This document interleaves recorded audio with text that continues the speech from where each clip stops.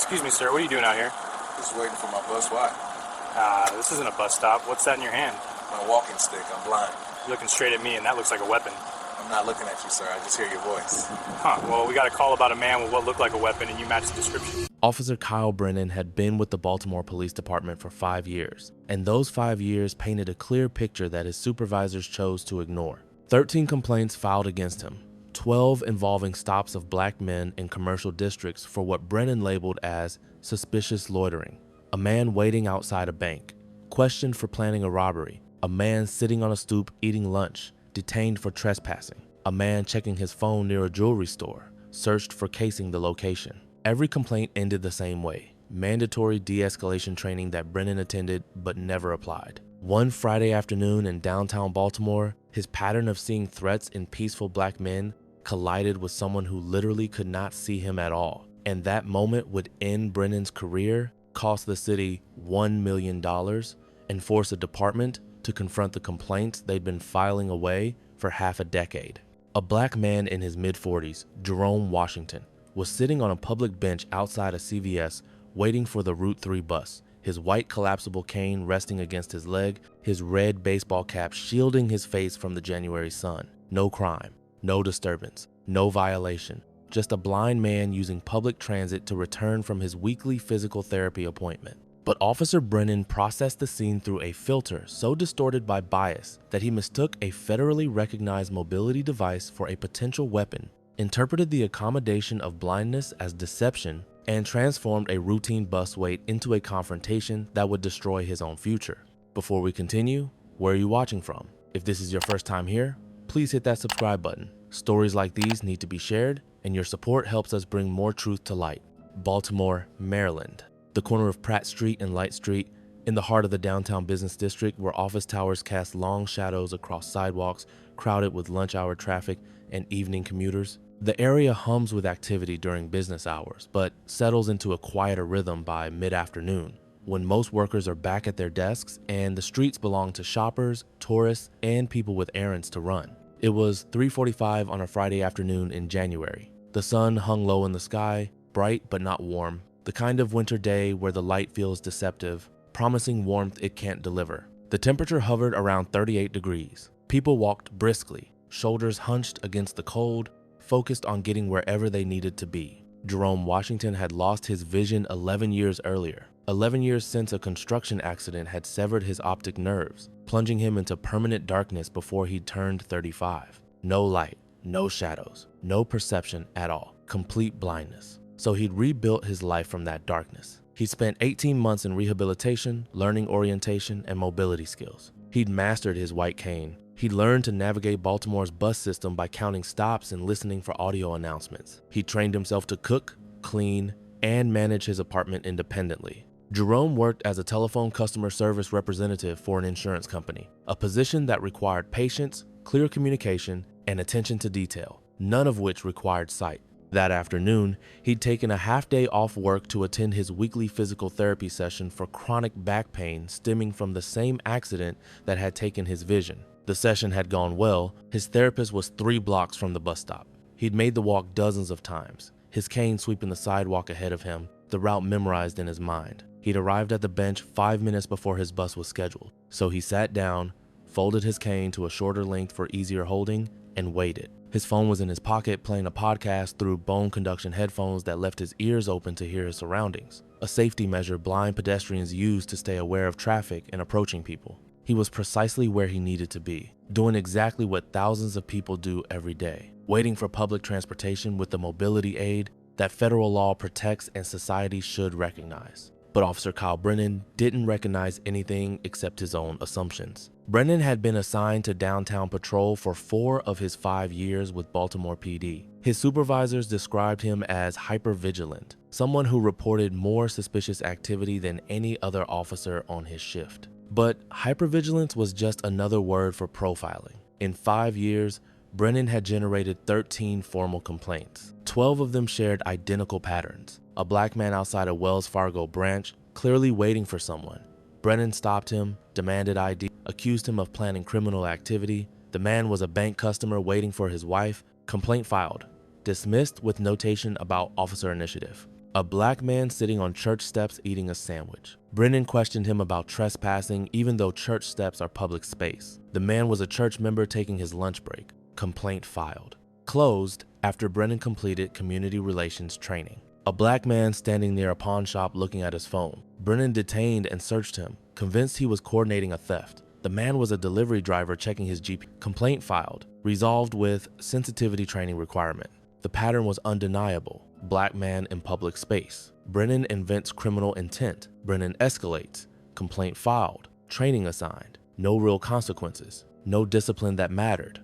Brennan's training sergeant had flagged him for aggressive profiling during his probationary period, but ultimately approved him because Baltimore PD's staffing crisis meant they couldn't afford to lose warm bodies who passed the basic competency tests. So Brennan kept patrolling, his biases unchallenged, his pattern unbroken, his supervisors filing his complaints in folders that gathered dust. That afternoon, dispatch received an anonymous call. Suspicious male near Pratt and Light, possibly armed, dark clothing, red hat, sitting alone with what looked like a pipe or club. Black male, mid-40s, appeared to be watching the CVS. Brennan responded within minutes. This was the kind of call he lived for. Proactive intervention. Stopping crime before it happened. He didn't question the caller's perception. He didn't consider alternative explanations. He simply responded with the assumption that where there was smoke, there had to be fire. He pulled his patrol car to the curb and scanned the area. There, on a red bench outside the CVS, a black man, red baseball cap, dark sunglasses, blue striped shirt, holding what appeared to be a white rod or stick. Brennan's mind processed the scene through his usual filter. Suspicious person, possible weapon, needs investigation. He didn't notice the reflective bands on the cane. He didn't observe the distinctive white color that signals blindness in every state. He didn't consider that a man sitting peacefully with no aggressive body language might not be a threat. He saw what he always saw when he looked at black men in public spaces. Someone who didn't belong, someone up to something, someone who needed to be controlled. Brennan exited his vehicle and approached, his right hand hovering near his service weapon. Do you think officers should face mandatory suspension after 10 similar complaints? Drop your answer below. Jerome heard the footsteps approaching from his left. Heavy boots on concrete, purposeful stride. He turned his head slightly toward the sound. A natural human reflex to acknowledge someone entering your personal space, even when you can't see them. Excuse me, sir. What are you doing out here? Jerome recognized the tone immediately. Authority laced with suspicion. He'd dealt with this before, though usually from security guards who thought blind people must be lost or confused, not from police officers. Just waiting for my bus. Why? This isn't a bus stop. What's that in your hand? Jerome's brow furrowed beneath his sunglasses. Officer, this is definitely a bus stop. The Route 3 stops right here every 20 minutes.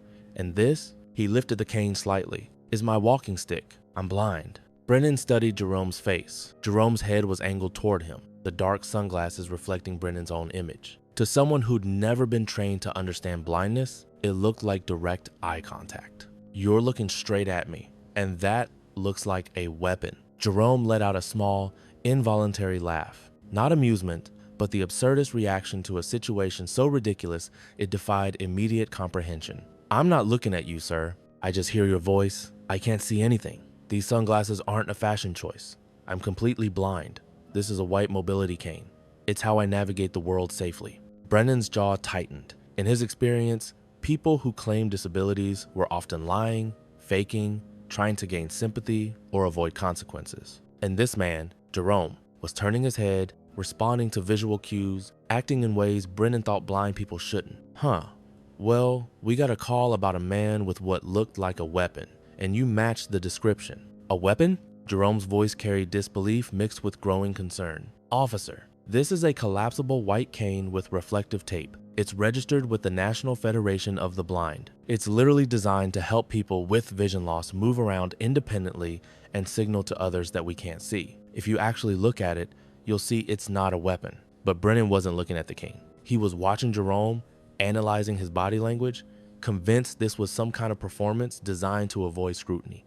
I need to see some identification, and I need you to set that stick down on the ground. Jerome's heart rate accelerated. He'd heard stories from other blind friends. Stories about police encounters gone wrong. Stories about mobility aids being confiscated or destroyed. Stories about blind people being forced to navigate without their canes, left vulnerable and disoriented. He'd never thought it would happen to him. Officer, I'm happy to provide identification, but I cannot set down my cane. It's a medical device. It's protected under the Americans with Disabilities Act. I needed to orient myself, to walk safely, to avoid obstacles. Asking me to put it down is like asking someone in a wheelchair to get out and walk.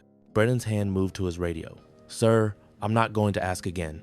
Put down the stick. And I'm telling you, I legally cannot comply with that request. I'm blind. This is my mobility aid. I have documentation. I have ID, but I will not surrender my ability to navigate safely. This is where ignorance transforms into danger. Officer Kyle Brennan had never completed comprehensive disability training. He'd sat through a 2-hour PowerPoint presentation during academy training, but it had covered physical disabilities like wheelchairs and hearing aids, not blindness. He'd never learned that white canes are federally protected. He'd never been taught that asking someone to surrender their mobility device is both illegal and inhumane. All Brennan understood was his training about compliance and control, the doctrine that obedience equals safety and resistance equals threat. And Jerome Washington, sitting on a bench, defending his legal right to hold his mobility cane, registered in Brennan's mind as resistant. Stand up, hands where I can see them. Jerome didn't stand. Not out of defiance, but out of necessity. Standing without his cane meant losing his orientation. He couldn't see where Brennan was positioned. He couldn't identify obstacles around him. He didn't know if there were steps, poles, or other hazards. Rising without his cane meant potential injury. Officer, please listen to me. I am blind. I cannot see you. I cannot see my surroundings. If I stand up without my cane, I don't know where I am. I could fall. I could walk into something. I'm not refusing to cooperate. I'm trying to stay safe. Brennan keyed his radio. Dispatch. Need backup at Pratt and Light. Male, subject refusing commands. Possible weapon. Jerome heard those words and felt ice flood his veins. Weapon? Officer, you're creating a dangerous situation out of nothing. I'm a blind man waiting for a bus. This is my cane. You're escalating. A second patrol car arrived within 90 seconds. Officer Maria Santos stepped out, a 16-year veteran who'd worked with Brennan on previous shifts and learned to question his judgment. She approached and immediately assessed what Brennan apparently couldn't see. A white collapsible cane with distinctive reflective markings. A man wearing dark glasses with small white dots at the temples, a common indicator for vision loss. A man sitting calmly with no aggressive posture, no threat indicators, just someone clearly frightened and confused. Santos had completed enhanced disability training the previous year. She recognized exactly what she was witnessing. Brennan, what's the situation? Anonymous call reported possible weapon. Subjects refusing to comply. Won't put down the stick he's holding. Santos walked closer to Jerome, her voice calm and professional. Sir, I'm Officer Santos. Can you tell me your name? Jerome turned toward her voice, relieved to hear someone who sounded less confrontational. My name is Jerome Washington. I'm blind. I was sitting here waiting for the Route 3 bus to take me home from my physical therapy appointment. This officer approached me and told me to put down my mobility cane. I explained I can't do that because I needed to navigate. He called it a weapon. It's not a weapon. It's a white cane. I'm registered with the NFB. I have my ID. I just want to go home. Santos examined the cane closely. White body, black grip, reflective red bands at regular intervals, collapsible sections. Everything about it screamed mobility aid, not weapon. Brennan, Santos said quietly, her tone sharp with restrained anger. That's a white cane. He's blind. This is a federally protected mobility device. He keeps looking at me. He's orienting to your voice. That's what people do when they can't see. Blind individuals turn their heads towards sound. That's not vision.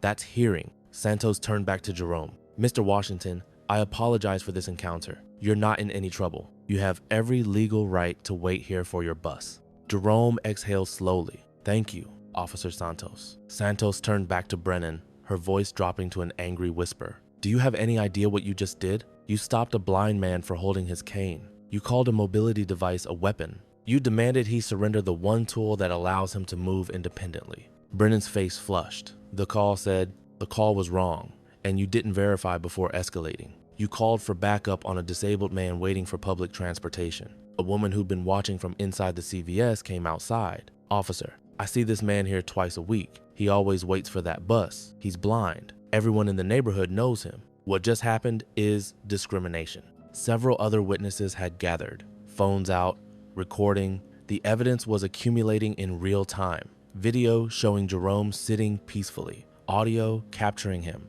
explaining his blindness repeatedly. Footage of Brennan refusing to listen. Santos radioed for a supervisor. Sergeant Dennis Cole arrived within 8 minutes. He was a 23-year veteran who'd seen every kind of officer mistake and had zero tolerance for ones rooted in ignorance or bias. He spoke with Santos, reviewed the cane himself, talked to the witnesses, and listened to Jerome's account. Then he approached Brennan with an expression that could freeze water.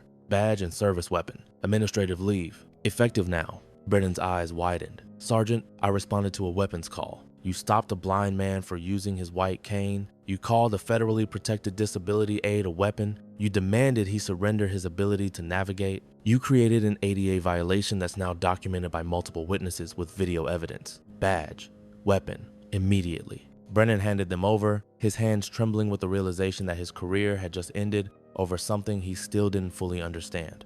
Cole turned to Jerome. Mr. Washington, I'm Sergeant Cole. I apologize on behalf of Baltimore PD. This should never have occurred. Officer Brennan failed to recognize disability accommodations that should be second nature to any trained officer. We'll conduct a full investigation. You're free to leave when your bus arrives. And if you choose to pursue formal complaints or legal action, we'll cooperate fully. Jerome stood carefully, his cane helping him orient. Sergeant, I appreciate your professionalism, but I need you to understand something. I was terrified. I couldn't see what was happening around me. I heard backup called. I heard possible weapon. I'm a blind black man sitting on a bench, and your officer treated me like a criminal. I know my rights, I know the ADA, I know that what just happened was illegal, and I will be pursuing legal action. Should white canes be added to mandatory recognition training before officers complete academy? Let me know what you think.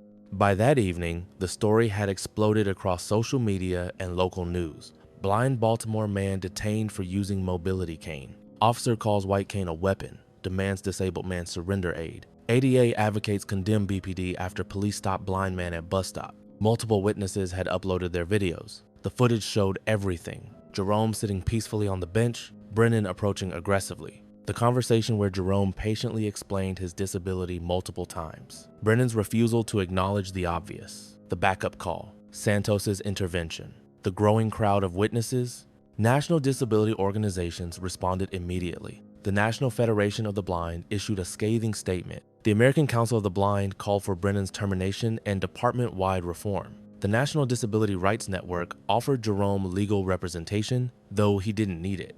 He hired a civil rights attorney who specialized in ADA violations within 24 hours. The lawsuit named Officer Kyle Brennan, the supervisors who dismissed his 13 previous complaints, and Baltimore PD. The claims were comprehensive. Disability discrimination under the Americans with Disabilities Act. Unlawful detention without reasonable suspicion or probable cause. Failure to provide reasonable accommodation for disability. Violation of federal civil rights. Intentional infliction of emotional distress. Deliberate indifference by the department to Brennan's documented pattern of discriminatory stops. The complaint included Brennan's complete disciplinary record. 13 formal complaints over 5 years. 12 involving black men in public spaces. Every single one dismissed with training that was never enforced. Not one resulting in meaningful discipline.